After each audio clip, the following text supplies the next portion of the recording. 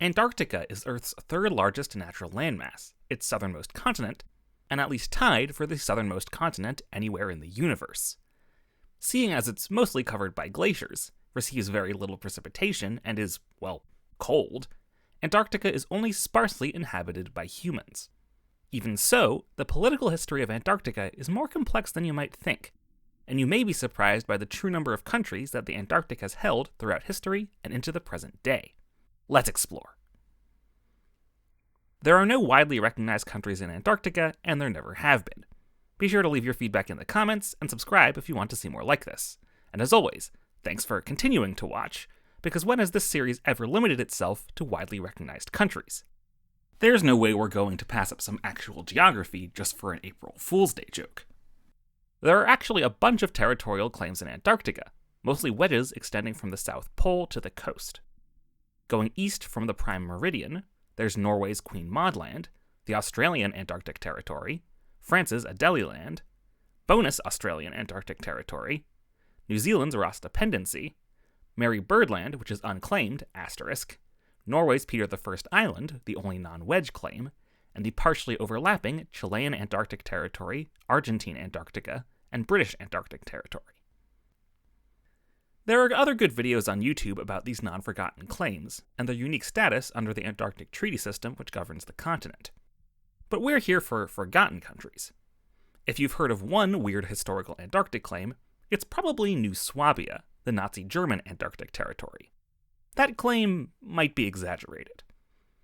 The Nazi government of Germany did send the MS Schwabenland on a voyage to Antarctica and littered flags over some glaciers, but the sources I found disagreed whether the Nazis actually claimed the area as German territory.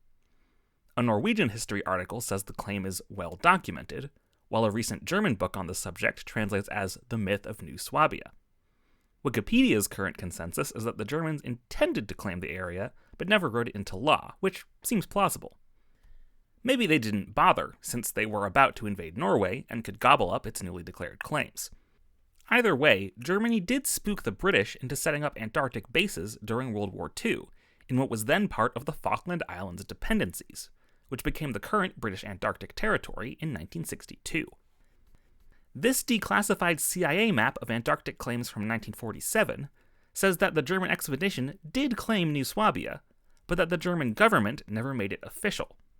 The map also ascribes this unofficial status to two other countries' claims: a claim for Japan by Shirase Nobu's expedition from 1910 to 1912, and claims for the USA by explorers Richard Byrd and Lincoln Ellsworth in Mary Byrd Land, that extra sector. The USA's current official position is that it rejects all countries' claims, but still has a solid basis of claim should it want to make one in the future.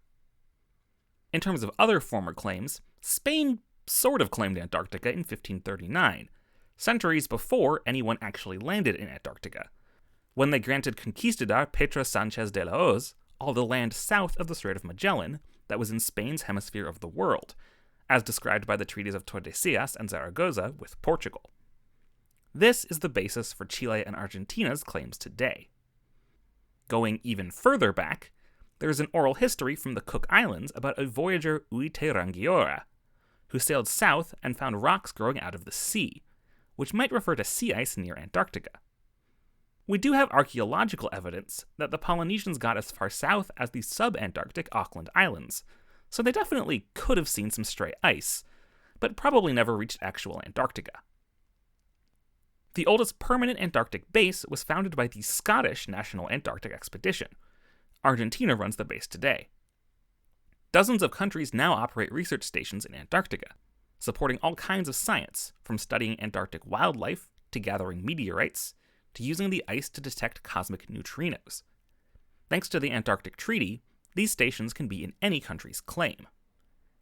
And besides the 7 non-forgotten claims, there are also some current kind of claims, from Ecuador, who asserted rights in Antarctica in 1967, Peru and Uruguay, which claim Antarctic rights because Antarctica influences their climate, and Brazil, which has a zone of interest based on the fact that if you sail south from Brazil, you hit Antarctica.